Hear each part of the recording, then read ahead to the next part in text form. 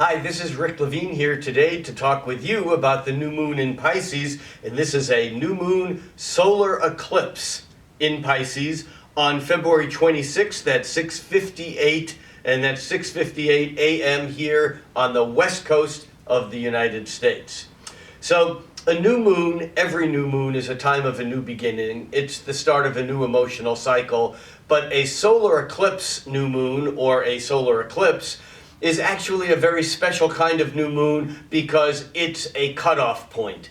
The ancient philosophers, astrologers said that at a new moon, it's the king must die. Now this is a metaphor for saying those at the top of their power, if they've served their function or if they're not meeting the needs of the people, they go. And what this is representation of those things in our lives that have to go. So eclipses represent kind of like a polarity where we're flipped back and forth, where we can see different sides of the same coin.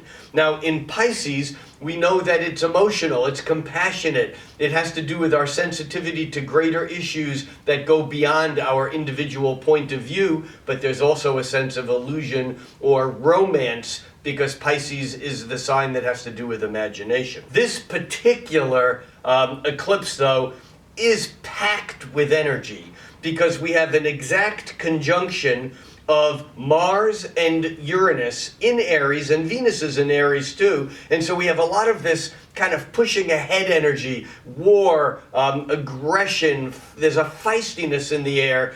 And Mars, the planet of war, and Uranus, the planet of sudden, kind of is a harbinger of how we can, in our individual lives, get either angry or upset, or just say, I've had enough and do something. It also can be very tenuous on the international global political scene because this Mars-Uranus conjunction is opposite Jupiter and square Pluto. It brings up all the issues of the past several years of the Uranus-Pluto square.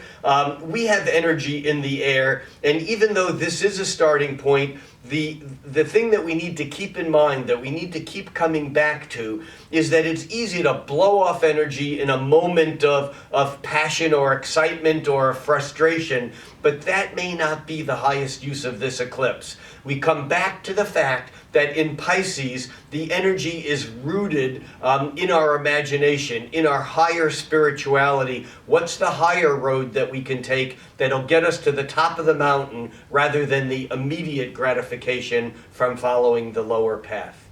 For Tarot.com, I'm Rick Levine.